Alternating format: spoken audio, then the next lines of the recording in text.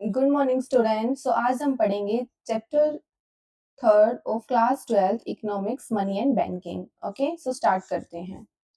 सबसे पहले हमारे पास है व्हाट इज मनी। मनी की डेफिनेशन है हमारे पास। सबसे पहले मनी इज एनीथिंग। मनी कुछ भी चीज, मतलब कोई भी चीज हो सकती है। मनी जर्नली, मनी एक ऐसी चीज है जो जर्नली एक्सेप्ट होती है, यानी कि लोग उसको एक्सेप्ट करते हैं या फिर लेते हैं किसी भी सामान के बदले। ठीक है, टू मेक्स पेमेंट, यानी कि पेमेंट करने के लिए जो भी चीज यूज होती है उसको बोलते हैं मनी। यानी कि जर्नली एक्सेप्ट जो चीज होती है पेमेंट करने के लिए उसको बोलते हैं money. Okay, it eliminate the difficulties of barter system.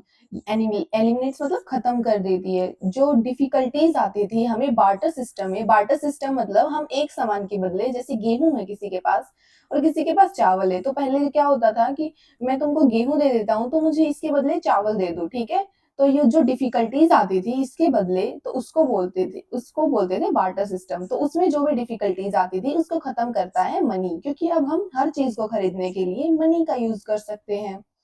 Okay, उसके बाद है it acts as a measure of value, store of value और mix payment and transfer of value. मतलब हम मनी को मेजर कर सकते हैं, जैसे कि रुपीज 1 का नोट है हमारे पास तो हम उसको मेजर कर सकते हैं, हाँ इसका प्राइस 1 ही होगा। ठीक है, इसको स्टोर कर सकते हैं वैल्यू को, कि एक जगह पैसा रखा है हमारा उसको स्टोर कर सकते हैं। ठीक है, पेमेंट्स कर सकते हैं किसी को, अगर हम 100 रुपए दे रहे हैं तो यानी पेमेंट कर रहे हैं। ठीक है, किसी भी सामान को खरीदने के लिए। और ट्रांसफर कर सकते हैं, यानी कि अगर किसी और को जरूरत है तो उसको हम मनी ट्रांसफर कर सकते हैं ना। हमारे पास जो 100 रुपए होगा किसी और को ट्रांसफर करेंगे जो 100 रुपए, उसके पास भी वो 100 रुपए ही का ही काम करेगा। ओके, तो उसको बोलते हैं मनी। मेजर ऑफ वैल्यू और store of value, mix payment और ट्रांसफर ऑफ वैल्यू के काम आता है मनी। ओके, थर्ड हमारे पास फोर्थ पॉइंट है हमारे पास मॉडर्न इकोनॉमी में, जो आज की इकोनॉमी में है उसमें मनी जो है वो बैंकिंग सिस्टम के द्वारा क्रिएट किया गया है। जो हमारे बैंक्स होते हैं उन्होंने मनी को क्रिएट किया है, वो क्रिएशन करते हैं किसका, मनी का। ठीक है, मॉडर्न इकोनॉमी में। सो मनी के हमारे पास 4 पॉइंट थे, है ना। सबसे पहले है मनी जो जर्नली एक्सेप्ट करते हैं लोग पेमेंट करने के लिए। ठीक है, ये एलिमिनेट्स कर देता है जो डिफिकल्टीज आती थी हमें बार्टर सिस्टम के अंदर। उसके बाद है acts as a measure of value की तरह एक्ट करता है, स्टोर ऑफ वैल्यू की तरह एक्ट करता है, और इसको हम पेमेंट के लिए भी यूज कर सकते हैं और ट्रांसफर भी कर सकते हैं इसकी वैल्यू को। और उसके बाद है मॉडर्न इकोनॉमी में, यानी कि आज के मॉडर्न इकोनॉमी में जो मनी है वो क्रिएट किया गया है बैंकिंग सिस्टम्स के द्वारा। ओके, उसके बाद हमारे पास सेकंड है types of money. Commodity money, fiat money और क्रेडिट मनी। सबसे पहले हम क्रेडिट मनी को पढ़ते हैं, फिर इन दोनों के डिफरेंसेस देखेंगे। ठीक है, सबसे पहले हमारे पास है credit money has value because of people accept it. यानी कि क्रेडिट मनी यानी कि जो पैसा हमारे पास कैश में नहीं होता है ना, क्रेडिट्स के द्वारा होता है, जिसको हम मतलब टच भी नहीं कर सकते, देख भी नहीं सकते पैसे को, पर ट्रांजेक्शन हो रही है हमारे पास। ठीक है, और पीपल जिनको जर्नली एक्सेप्ट करते हैं। ठीक है, क्योंकि उसकी कुछ वैल्यू है, उसको बोलते हैं क्रेडिट मनी। जैसे कि चेक के द्वारा हम पैसा एक्सेप्ट करते हैं, बैंक डिपॉजिट्स के द्वारा, यानी कि कार्ड के द्वारा, डेबिट क्रेडिट कार्ड। ठीक है, इसको बोलते हैं क्रेडिट मनी। उसके बाद हमारे पास है कमोडिटी मनी। कमोडिटी मनी मतलब गुड्स और सर्विसेज। ठीक है, गुड्स के बदले, जैसे कि इट हैज इंट्रिंसिक वैल्यू, जैसे कि गोल्ड, सिल्वर और इसी सेल्स होते थे, है ना। इनको ये सब होते हैं हमारे पास इंट्रिंसिक वैल्यू के। जैसे कि देखो मैं आपको एग्जाम के समझाती हूँ, एग्जाम्पल से देखो। इंट्रिंसिक वैल्यू जो कौन होता है, जैसे कि ये मेरे पास सिल्वर का कॉइन है। ठीक है, इस पर लिखा है रुपीज 10। अभी देखो ये सिल्वर का कॉइन है, इसके ऊपर रुपीज 10 लिखा है, तो हम सोचेंगे इसका 10 प्राइस है, पर नहीं, सिल्वर का रेट आज के में चल रहा है, मान लो 200 के प्राइस में चल रहा है, और ये है 2 ग्राम का। ठीक है, 1 ग्राम का चल रहा है तो 2 ग्राम का है ये, तो यानी कि 400 का इसकी आज की वैल्यू, करंट वैल्यू इसकी 400 है, पर इस पर 10 रुपीज लिखा है, तो 10 रुपीज इसकी वैल्यू है नहीं, इसकी वैल्यू आज के लिए 400 है, क्योंकि सिल्वर का कॉइन है। ठीक है, अगर ये सिंपल कॉइन होता तो इसकी 10 वैल्यू होती। तो इसको बोलते हैं इंट्रिंसिक वैल्यू, यानी कि इसकी वैल्यू अलग होती है। ठीक है, इसकी वैल्यू अलग भी हो सकती है, अलग ही होती है आज। ठीक है, इसको बोलते हैं इंट्रिंसिक वैल्यू। और उसके बाद हमारे पास आता है फेट मनी। फेट मनी जिसकी कोई इंट्रिंसिक वैल्यू नहीं होती, इसकी जो वैल्यू इस पर लिखी है सिर्फ वही वैल्यू होगी। अगर इस पर किसी भी नोट पर 100 लिखा है तो 100 का ही है वो मार्केट में, कहीं भी चले जाओ। पर इसमें ऐसा नहीं है, कोई भी सिल्वर के ऊपर अगर 100 भी लिखा है तो भी उसका सिल्वर का रेट अलग हो सकता है मार्केट में, ठीक है। जो कॉइन है सिल्वर का है वो, इसलिए उसका अलग हो सकता है रेट, ऐसे गोल्ड का, ये सी सिल्क का, ठीक है, ये कोबरीज, इन सब का ऐसे ही होता है। और इसमें करेंसी नोट्स आते हैं और कॉइन्स आते हैं जिनकी वैल्यू मार्केट में वही है जो इन पर लिखी हुई है, ठीक है। आई होप आप लोगों को समझ आ रही होगी क्लास, ठीक है। और अगर आपको कुछ भी डाउट है तो आप कमेंट में बता देना मुझे, मैं आपको आगे पढ़ाऊंगी, ठीक है। फिर से समझा दूंगी अगर आपको समझ नहीं आया होगा तो। उसके बाद हमारे पास है functions of money. Two type के फंक्शन होते हैं, प्राइमरी फंक्शंस और सेकेंडरी, यानी कि मेन फंक्शन जो होते हैं वो प्राइमरी फंक्शन होते हैं, मनी के फंक्शंस जो होते हैं, और सेकेंडरी जो सेकंड फंक्शन होते हैं वो सेकेंडरी होते हैं, ठीक है। सबसे पहले है प्राइमरी यानी कि main function, medium of exchange, यानी कि मनी को हम एक्सचेंज, मीडियम ऑफ एक्सचेंज की तरह काम कर सकते हैं। जैसे कि हमारे पास 10 रुपए है, हमें कोई भी टॉफी का पैकेट चाहिए, ठीक है। हमें चाहिए कि हमें, चलो कैंडी खरीदनी है 10 रुपीज की, तो हम इसको मीडियम ऑफ एक्सचेंज की तरह यूज कर सकते हैं। किसी को 10 रुपए देंगे, ठीक है, उससे हमें जो भी सामान चाहिए वो मिल जाएगा, ठीक है। मेजर ऑफ वैल्यू यानी कि जो 10 है इसको मेजर कर सकते हैं, ये क्वांटिटी में है ना, क्वालिटी में नहीं है। गुड बैड ये सब क्वालिटी में आते हैं और क्वांटिटी में मॉनेटरी वैल्यू आती है, यानी कि इसको मेजर कर सकते हैं, हम पढ़ सकते हैं, ठीक है, न्यूमेरिक टर्म्स में। उसके बाद हमारे पास है सेकेंडरी फंक्शन। सबसे पहले है स्टोर ऑफ वैल्यू, यानी कि इस वैल्यू को हम स्टोर कर सकते हैं। जैसे कि कहीं भी हमने 100 रुपए रखा तो यानी कि वैल्यू स्टोर हो गई, 100 रुपए स्टोर हो गई, ठीक है। उसके बाद है स्टैंडर्ड ऑफ डेफर्ड पेमेंट, यानी कि कोई भी पेमेंट हमें करनी है उसको डेफर्ड पेमेंट के लिए यूज कर सकते हैं हम, किसके, मनी को यूज कर सकते हैं।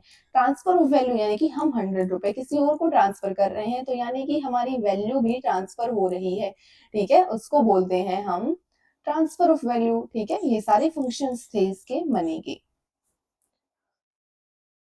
उसके बाद हम पढ़ते हैं कि हमारे पास इवोल्यूशन कैसे हुआ मनी का।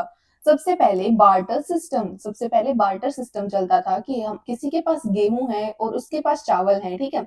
देखो मैं बार्टर सिस्टम को आपका समझाती हूँ। आपने सोशल साइंस की बुक में भी मेरे ख्याल से पढ़ा ही होगा। देखो बार्टर सिस्टम में क्या होता है, जैसे कि एक पर्सन है राम, ठीक है, एक पर्सन है श्याम। जो राम है उसके पास क्या है, गेहूं है, ठीक है, ये गेहूं है राम के पास, और इसके पास क्या है, इसके पास है चावल। अब राम बोलता है मुझे गेहूं, मुझे चावल चाहिए, तो श्याम बोलता है तो मुझे गेहूं दोगे ना तो मैं चावल दे सकता हूँ, तो इसने ये दे दिया, इससे इसने ले लिया, ठीक है, सिंपल ट्रांजेक्शन है। बट राम, इस एक जो थर्ड पर्सन है इसके पास है कॉटन, ठीक है, उसके पास कॉटन है। ये बोलता है राम कि मुझे गेहूं नहीं चाहिए, मुझे तो कॉटन चाहिए, ठीक है। राम बोलता है मुझे गेहूं नहीं चाहिए, राम बोलता है मुझे चावल नहीं चाहिए, मुझे तो कॉटन चाहिए। तो राम बोलता है मुझे कॉटन चाहिए। पर श्याम बोलता है कि, पर ये जो थर्ड पर्सन है ये बोलता है मुझे, मैं कॉटन दे सकता हूँ पर मुझे गेहूं की ना रिक्वायरमेंट नहीं है, ठीक है। तो अब ये क्या करेगा, अब ये ट्रांजेक्शन फेल हो जाएगी, ठीक है। अब क्या करेगा, ये बोलेगा, ये इसके पास चावल है तो ये बोलेगा कि मुझे गेहूं नहीं चाहिए, मुझे मुझे चाहिए, मुझे भी कॉटन चाहिए, ठीक है, पर उसके बदले में सिर्फ चावल दे सकता हूँ। पर ये बोलेगा कि मैं चावल नहीं लूंगा, मेरे को गेहूं चाहिए, ठीक है। तो ऐसे ट्रांजेक्शन गलत हो जाएगी, ठीक है। तो यानी कि ऐसा बहुत बहुत बार ऐसा होता था कि मतलब जिनको जो चीज चाहिए उनके पास वो चीजें नहीं नहीं ले पाते थे, क्योंकि बार्टर सिस्टम की वजह से उनमें दिक्कत आ जाती थी बीच में, ठीक है। तो इसको बोलते थे बार्टर सिस्टम।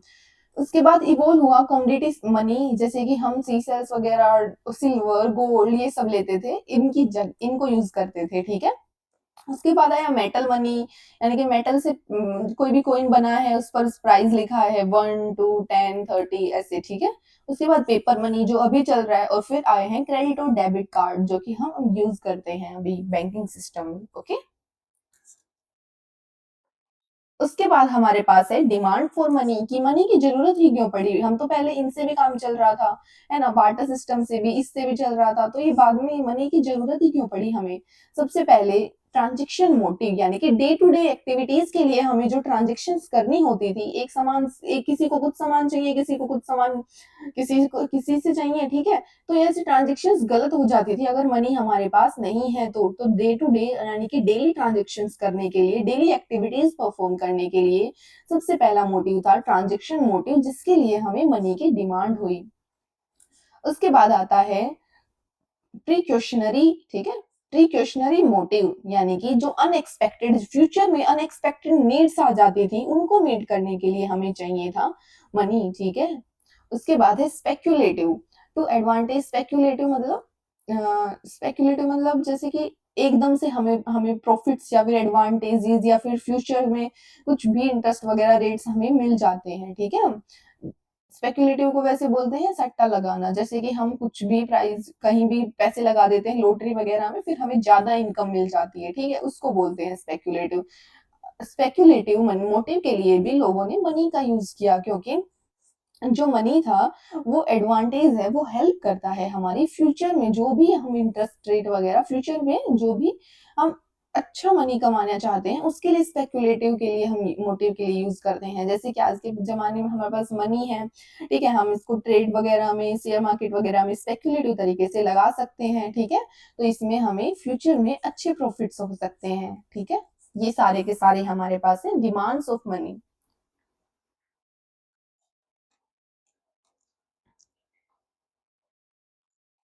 उसके बाद हमारे पास है, ये पढ़ेंगे फिर हम सेंट्रल बैंक वगैरह पे आएंगे।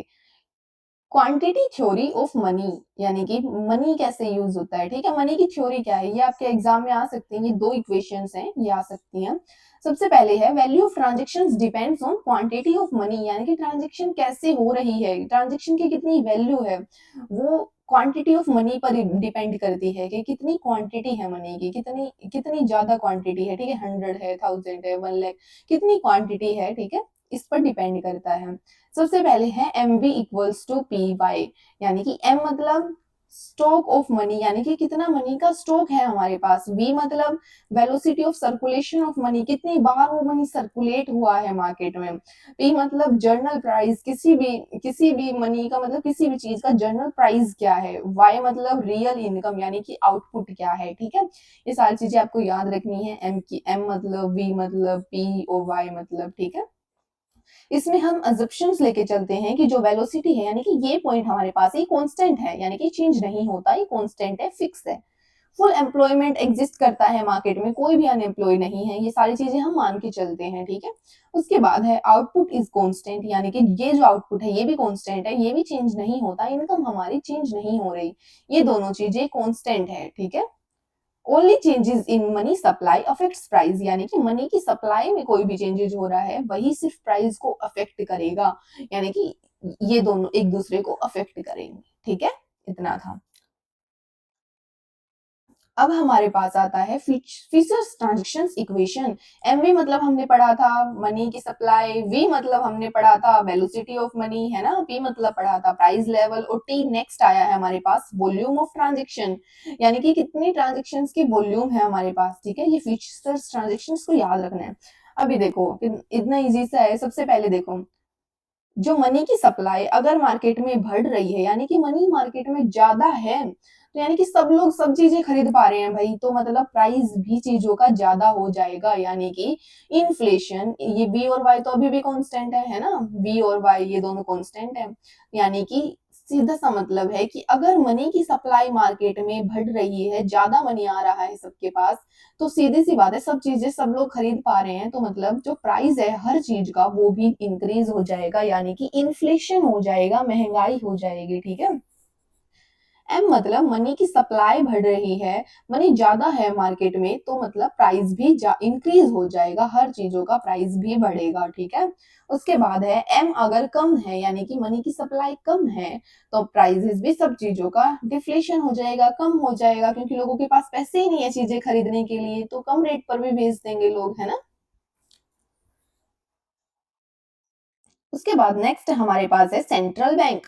सेंट्रल बैंक बोलते हैं हम आरबीआई को। सेंट्रल मतलब एक अपेक्स बैंक होता है, एक अपेक्स बॉडी होती है हमारे फुल कंट्री की, यानी कि ये देखो ये नीचे छोटे छोटे बैंक्स हैं, ये हो गया एसबीआई, ये हो गया पीएनबी, ये होगा आईसीआईसीआई या ये हो गया एचडीएफसी, इधर है आरबीआई। आरबीआई जो है इसको बोलते हैं हम सेंट्रल बैंक। ओके, अभी देखो जो सेंट्रल बैंक होता है वो एक अपेक्स सॉरी जो सेंट्रल बैंक होता है वो एक अपेक्स बैंक होता है जो कंट्रोल करता है, रेगुलेट करता है सारी की सारी मॉनेटरी ट्रांजेक्शन्स को, यानी इस मनी से रिलेटेड कोई भी काम हो रहा है या बैंकिंग में या बैंकिंग सिस्टम में मनी से रिलेटेड कोई काम हो रहा है उसको बोलते हैं सेंट्रल बैंक। ठीक है, जो बैंक यानी कि आरबीआई है सेंट्रल बैंक हमारे पास, ठीक है, सिर्फ एक ही सेंट्रल बैंक है जिसको बोलते हैं आरबीआई। ऐसा बैंक, ऐसा सेंट्रल बैंक जो जो आरबीआई एपेक्स बैंक है, ठीक है, जो रेगुलेट करता है और कंट्रोल करता है सारे के सारे बैंकिंग सिस्टम्स को, सारे के सारे मनी की ट्रांजेक्शन्स को मार्केट में, उसको बोलते हैं सेंट्रल बैंक। ओके, उसके बाद हमारे पास आता है फंक्शंस ऑफ सेंट्रल बैंक, यानी कि आरबीआई के इंडिया में फंक्शंस क्या है। आरबीआई मतलब रिजर्व बैंक ऑफ इंडिया, ठीक है। फंक्शंस क्या क्या है हमारे पास सेंट्रल बैंक के, यानी कि आरबीआई के क्या क्या फंक्शन है, क्या क्या काम करता है आरबीआई, ठीक है, सारे बैंकों के। सबसे पहले हम इश्यू ऑफ करेंसी, यानी कि जो शोल अथॉरिटी होती है, सिर्फ एक सिंगल बैंक का काम है जो कि है आरबीआई, उसका ही सिर्फ काम है कि करेंसी नोट्स को इश्यू करना, यानी कि जो पैसे से रिलेटेड, यानी कि जो पेपर नोट्स हैं, जो करेंसी नोट्स हैं उनको इश्यू करना, जो 100 के हैं, 200 के हैं, 500 के, सारे नोट्स को इश्यू करना काम है किसका, आरबीआई का, इश्यू ऑफ करेंसी। सेकंड है हमारे पास बैंकर्स टू बैंक, यानी कि सब बैंकों का बैंक। देखो अभी मैंने बताया कि, देखो मैंने अभी बताया बताया था ना कि यहाँ देखो ये सारे के सारे नीचे हैं, ये एसबीआई हो गया, ठीक है, ये एचडीएफसी हो गया, ये हो गया आईसीआईसीआई बैंक, ठीक है, और यहाँ पर क्या, आरबीआई। ये जो आरबीआई है इसको बोलते हैं हम सेंट्रल बैंक, ठीक है। और जो ये बाकी के बैंक्स हैं जो नीचे इनके अंडर काम कर रहे हैं इनको बोलते हैं हम कमर्शियल बैंक। ओके, कहाँ गया, हाँ ये रहा, ठीक है, इनको बोलते हैं हम कमर्शियल बैंक। ओके, सो अभी हम पढ़ रहे हैं आरबीआई के फंक्शंस, आरबीआई क्या क्या काम करता है, ठीक है। तो सबसे पहले हमने पढ़ा कि जो आरबीआई है ये क्या करता है, ये भाई इश्यू करता है सारे के सारे करेंसी, कोई भी करेंसी नोट्स है हमारे कंट्री में उसको इश्यू करता है आरबीआई, ठीक है। सब बैंकों का बैंक है, यानी कि जो भी छोटे छोटे बैंक्स हैं, कमर्शियल बैंक्स हैं, है ना, उन सबका डिपॉजिट्स कौन रखता है, आरबीआई अपने पास रखता है उन सबका डिपॉजिट्स। उसको बोलते हैं बैंकर्स टू बैंक, यानी कि बैंकों का भी बैंक है आरबीआई, ठीक है। उसके बाद है बैंकर टू गवर्नमेंट, यानी कि गवर्नमेंट के लिए भी बैंक का काम करता है, यानी कि गवर्नमेंट के पैसे को मैनेज करता है, कैश को, और उनको लोन्स देता है या क्रेडिट्स देता है कौन, आरबीआई। उसके बाद है कंट्रोलर ऑफ क्रेडिट, यानी कि क्रेडिट मतलब लोन, कि कंट्रोल करता है लोन को इकोनॉमी में, कि कितना पैसा फ्लो होगा इकोनॉमी में, कितना क्रेडिट फ्लो होगा इकोनॉमी में, ठीक है, उसको कंट्रोल करता है कौन, आरबीआई। ये चार फंक्शन हमने पढ़े। उसके बाद है लेंडर्स टू लास्ट रिजोर्ट, जैसे कि जो हमारे पास ये एसबीआई वगैरह ये सारे बैंक्स थे, इनके पास अगर पैसा खत्म हो जाता है या फिर इनको नीड है, देखो सबसे पहले हमारे पास कमर्शियल बैंक है जैसे कि एसबीआई, ठीक है। एसबीआई को 50 करोड़ की नीड है पर उसके पास अभी है सिर्फ 40 करोड़, ठीक है। तो वो क्या करेगा, वो लेंडर ऑफ लास्ट रिजोर्ट, यानी कि लास्ट में जो उसके काम आएगा, जो लेंड करेगा मनी, जो कि है आरबीआई, ठीक है, आरबीआई के पास जाएगा और बोलेगा मुझे 10 करोड़ रुपए चाहिए क्योंकि मुझे 50 करोड़ की नीड थी, मुझे मेरे पास 40 करोड़ है, ठीक है, मुझे 10 शेयर चाहिए, तो आरबीआई क्या करेगा, इसको पैसे दे देगा, ठीक है। इसको बोलते हैं provides loan to banks at the time of need. अगर इन बैंक्स को, कमर्शियल बैंक्स को नीड हो तो आरबीआई प्रोवाइड करेगा, क्या प्रोवाइड करेगा, मनी प्रोवाइड करेगा इनको, ठीक है। आई होप आप लोगों को समझ आ रहा होगा, ठीक है। सो आगे चलते हैं, ये भी पॉइंट हो गया हमारा। उसके बाद है कस्टोडियन टू फॉरेन एक्सचेंज, यानी कि जो फॉरेन एक्सचेंज के रिजर्व्स होते हैं उनको भी मैनेज करता है कौन, आरबीआई। जैसे कि येन है, ठीक है, जापान की करेंसी येन होती है ना, येन है, ठीक है, डॉलर है हमारे पास, ये सारे के सारे इनको सबको कौन मैनेज करता है? अगर फॉरेन के रिजर्व्स हैं हमारे हमारे कंट्री में, ठीक है, उसको करता है सिर्फ आरबीआई। ओके, उसके बाद है कंडक्ट्स मॉनेटरी पॉलिसी, यानी कि मनी से रिलेटेड कोई क्या पॉलिसी बनानी है, कंट्रोल सप्लाई और इंटरेस्ट रेट, क्या इंटरेस्ट रेट होने चाहिए मार्केट में, कितने इंटरेस्ट पर लोन देना है, ठीक है, बैंक को कितने इंटरेस्ट पे देना है या फिर लोगों को कितने इंटरेस्ट पे देना है, और मनी कितना सप्लाई होना चाहिए मार्केट में, ठीक है, वो सब कौन कौन क्या करता है? वो सब करता है हमारे पास आरबीआई, ठीक है।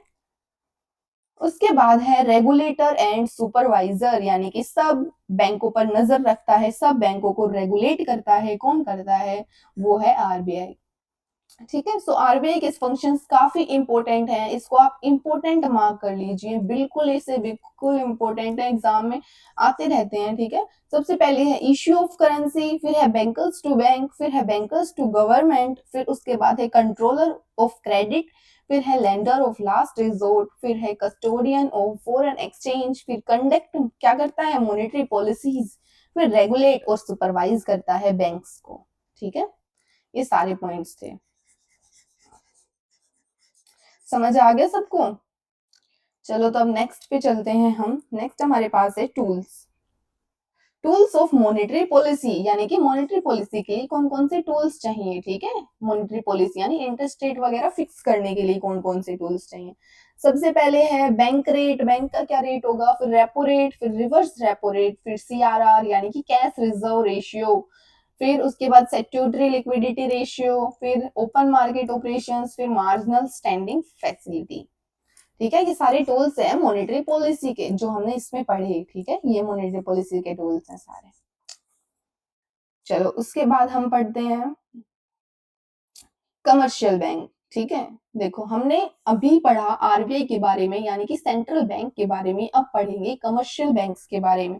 जैसा कि मैंने बताया, जो बैंक्स होते हैं विच performs the functions of accepting deposits from public and giving loans and advances, जैसे कि ये पब्लिक है हमारे पास, और ये जो बैंक्स होते हैं यानी कि SBI, HDFC, ICICI, ICICI, okay, ये सारे के सारे जो बैंक्स होते हैं, ये क्या करते हैं? ये पब्लिक को लोन देते हैं, या फिर इनसे इनके पास जो पैसे हैं उनको डिपॉजिट करते हैं अपने पास, ठीक है, और इनको लोन्स और एडवांसेस भी देते हैं पब्लिक को, ठीक है। ये सारे इनको बोलते हैं कमर्शियल बैंक, जैसा कि मैंने पहले पढ़ा दिया था कमर्शियल बैंक क्या होते हैं, ठीक है। उसके बाद हमारे पास है टाइप्स ऑफ कमर्शियल बैंक। सबसे पहले ओनरशिप के बेसिस पे कि पब्लिक सेक्टर का बैंक है, फिर प्राइवेट सेक्टर का है, फिर फॉरेन है, फिर रूरल एरियाज के रीजनल बैंक्स हैं, ओके। उसके बाद हमारे पास है फंक्शंस के बेसिस पे कि शेड्यूल बैंक है, नॉन शेड्यूल बैंक है, ठीक है। अब ये देखो फंक्शंस कमर्शियल बैंक के, इनके फंक्शंस देखते हैं कमर्शियल बैंक के। आरबीआई के तो हमने इतने सारे फंक्शन देखे थे, इसके भी देख लेते हैं। एक्सेप्ट डिपॉजिट्स यानी कि saving bank, saving account, current account, fix deposit, ये सारी चीजें डिपॉजिट कौन करता है? Commercial bank, okay. फिर आता है प्रोवाइड लोन्स एंड एडवांसेस, यानी कि जो लोन्स, अगर लोन्स देने हैं किसी को या एडवांसेस देने हैं, ठीक है, कोई भी पर्सन आता है, कोई भी पीपल आता है, हमें बोलता है हमें लोन चाहिए, कोई भी कार लोन हो, होम लोन हो, एजुकेशन लोन हो, कोई भी लोन हो, वो सब कौन प्रोवाइड करता है? कमर्शियल बैंक प्रोवाइड करते हैं, ठीक है। इंडिविजुअल्स को भी, बिजनेसेस को भी लोन अगर प्रोवाइड करना है या अदर इंस्टीट्यूशंस को भी लोन प्रोवाइड करना है, तो वो कौन करते हैं? Commercial banks. फिर आता है क्रेडिट क्रिएशन, यानी कि क्रिएट्स करते हैं थ्रू मल्टीपल डिपॉजिट्स, यानी कि ये मल्टीपल डिपॉजिट से पैसा क्रिएट करते हैं, ठीक है, क्रेडिट क्रिएट करते हैं मल्टीपल डिपॉजिट से, ओके, इसको बोलते हैं क्रेडिट क्रिएशन। उसके बाद हमारे पास है जैसे कि देखो देखो इसका मतलब है कि क्रेडिट कैसे क्रिएट करते हैं। देखो अगर आप 100 रुपए जमा करा रहे हो मार्केट मतलब बैंक में, तो वो उससे क्या करते हैं? उसको शेयर मार्केट वगैरह कहीं और लगा देते उस पैसे को, है ना, जिससे मनी क्रिएट होता है, ओके। उसके बाद है एजेंसी फंक्शंस, यानी कि एजेंट की तरह काम करते हैं, कि लोकर की फैसिलिटी देते हैं हमें, कलेक्शन हमारे चेक्स वगैरह कलेक्ट करते हैं, ये सब एजेंट की तरह काम करते हैं, ठीक है। उसके बाद हमारे पास है मनी सप्लाई, ठीक है। मनी सप्लाई यानी M1, M2, M3 और M4, यानी कि डिफरेंट मेजर्स हैं ये मनी के इकोनॉमी में। M1 मतलब जो करेंसी है हमारे पास, पब्लिक के पास उसको बोलेंगे, और जो डिमांड डिपॉजिट्स हैं बैंक्स के पास उसको बोलेंगे M1। और इसमें M2 में मतलब M1 आ जाएगा, ठीक है, और सेविंग डिपॉजिट्स आ जाएंगी कि सेविंग अकाउंट में कितने पैसे हैं, ठीक है। उसके बाद है M3 में भी M1 आएगा, M2 नहीं आएगा, M1 आएगा, और टाइम डिपॉजिट्स, ठीक है। M4 में M3 आएगा ना कि M1, ठीक है। M3 plus all deposits with post office के पास जो भी डिपॉजिट्स हैं, ठीक है। ये M1 M2 M3 और M4 हो गया। उसके बाद हमारे पास है इन्फ्लेशन, यानी कि राइज हो रहा है, यानी कि एक चीज का प्राइस हमारे पास 100 था, अब वो क्या हो गया 120 हो गया, यानी कि इन्फ्लेशन, महंगाई बढ़ गई। एक चीज को पहले 100 में खरीद रहे थे, अब 120 में खरीद रहे हैं, तो यानी कि जर्नल जो प्राइस होता है किसी भी चीज का वो बढ़ गया, राइज हो गया। किसकी वजह से कि मनी की सप्लाई इंक्रीज हो गई मार्केट में, इसकी वजह से। डिफ्लेशन इसका बिल्कुल अपोजिट है कि मनी की सप्लाई कम हो गई मार्केट में, तो किसी भी चीज का प्राइस कम हो गया, ठीक है। लिक्विडिटी मतलब कि कितनी जल्दी, जो लिक्विडिटी प्रेफरेंस मतलब जो मनी होता है वो लिक्विड एसेट्स होता है हमारे पास, यानी कि उसको हम कभी भी कहीं पर भी यूज कर सकते हैं, ठीक है। उसको बोलते हैं लिक्विड एसेट्स, ठीक है। जो मनी होता है वो लिक्विड एसेट की तरह हमारे लिए काम करता है, ओके। ठीक है, सो लास्ट में हमारे पास है प्रोसेस ऑफ क्रेडिट क्रिएशन, कि मनी से मनी कैसे क्रिएट होता है, ठीक है। सबसे पहले 1000 रुपीज जो थे, एक सेकेंड, सबसे पहले इनिशियल डिपॉजिट 1000 रुपीज किए, और उसके बाद बैंक लेंड्स आउट 80%, यानी कि 800 जो रुपीज थे वो बैंक्स ने लैंड कर दिए, यानी कि किसी और को दे दिए, ठीक है। उसके बाद बोरोवर ने जो 800 रुपीज थे वो दूसरे बैंक में डिपॉजिट कर दिए, फिर वहां से क्रेडिट क्रिएशन आ रहा है, तो ऐसे ऐसे मनी क्रिएट हो रहा है, ठीक है। सो टोटल डिपॉजिट कितना क्रिएट हो गई, यानी कि पहले 1000 था, फिर 800 हो गया, फिर यहाँ से 80% 800 का करेंगे, फिर 640, फिर इसका 80% करेंगे तो 512, ठीक है। ये सारे के सारे इक्वल्स टू करके मनी डिपॉजिट, ठीक है, मनी क्रिएट हो रहा है ऐसे हमारे पास। ये टॉपिक अगर आपको ढंग से समझना है तो मैं इसके लिए अलग से वीडियो लेके आऊंगी फिर से। अगर आपको समझना है तो आप बता देना मुझे कमेंट में, ओके। उसके बाद हमारे पास ये इतना इजी सा फॉर्मूला आता है मनी मल्टीप्लायर का, कि मनी कैसे मल्टीप्लाई होता है, 1/CRR, कैश रिजर्व रेशियो, ठीक है। सबसे पहले है 1/0.20 से करेंगे, तो यानी कि 5 से यानी कि 5 टाइम हो रहा है हमारा, देखो, ठीक है। सो यानी कि मनी मल्टीप्लायर को कैसे करेंगे, सबसे पहले 1/CRR, यानी कि कैश रिजर्व रेशियो, ठीक है। 20% है, टोटल 20% को हम ऐसे लिख सकते हैं, 0.20 लिख सकते हैं ना। तो 1/0.20 मतलब 5 टाइम्स, यानी कि मनी हमारा जो है 5 टाइम मल्टीप्लाई हो रहा है, ठीक है। उसको बोलते हैं क्रेडिट क्रिएशन। फिर हमारे पास आता है, हमें न्यूमेरिकल सोल्व करने हैं, एनसीईआरटी को पढ़ना है, फ्लो चार्ट्स और डायग्राम्स को ध्यान से देखना है, और फंक्शंस को हमें पढ़ना है, और सारी चीज़ों को अंडरलाइन करके चलना है। इसमें है मनी इकोनॉमी का क्या होती है, लाइफ लाइन होती है, लाइफ ब्लड होता है मनी इकोनॉमी का, उसके बिना इकोनॉमी रन नहीं कर सकती। जो सेंट्रल बैंक होता है वो क्या करता है, कंट्रोल करता है मनी के, कि कितने किसको क्रेडिट्स देने हैं, और कितने मनी को सप्लाई करना है हमारे मार्केट में, उसको कंट्रोल करता है सेंट्रल बैंक। और क्वांटिटी थ्योरी होती है, वो एक्सप्लेन करती है मनी और प्राइसेस के बीच के रिलेशन को, जैसे कि हमने पढ़ा था, मनी की सप्लाई इंक्रीज होगी तो प्राइस भी चीज का इंक्रीज होगा, किसी भी कॉमोडिटी का। अगर मनी की सप्लाई कम होगी तो प्राइस भी कम होगा। उसके बाद है कमर्शियल बैंक्स, यानी कि एसबीआई, एचडीएफसी, ये सारे बैंक्स होते हैं, ये क्या करते हैं, हेल्प्स करते हैं क्रेडिट क्रिएट करने में, और उसके बाद ये कंट्रोल करते हैं क्रेडिट स्कोर, ये क्रिएट करते हैं, ठीक है, याद रखना। और हेल्प इन इकोनॉमिक की ग्रोथ के लिए। और जैसा कि हम मैक्रो का चैप्टर पढ़ रहे हैं, so think big and think macro. I hope आपको ये चैप्टर समझ में आया होगा। इसमें आप न्यूमेरिकल्स भी कर सकते हैं, बट न्यूमेरिकल्स नेशनल इनकम से ज़्यादा आते हैं, नेशनल इनकम चैप्टर से, ओके। तो इसमें आपके लिए सबसे इम्पोर्टेंट है कमर्शियल बैंक्स। उसके बाद आपके पास इम्पोर्टेंट है functions of central bank, very very important, ठीक है। इसको आप इम्पोर्टेंट मार्क कर ही लेना, फंक्शंस ऑफ सेंट्रल बैंक। और उसके बाद तो कुछ नहीं है, इवोल्यूशन ऑफ मनी भी है। इनको मतलब देख के जाना, ठीक है, बिना इनको छोड़ के ऐसे भाग मत जाना एग्जाम देने, तो इनको एक बार रिवाइज करके ही जाना। और ये है हमारे पास measures of money supply, okay. I hope आपको समझ आया होगा जो भी मैंने पढ़ाया है। उसके बाद हम करते हैं थैंक यू। अगर आपको वीडियो पसंद आई हो तो लाइक जरूर कर देना, ओके। Bye bye.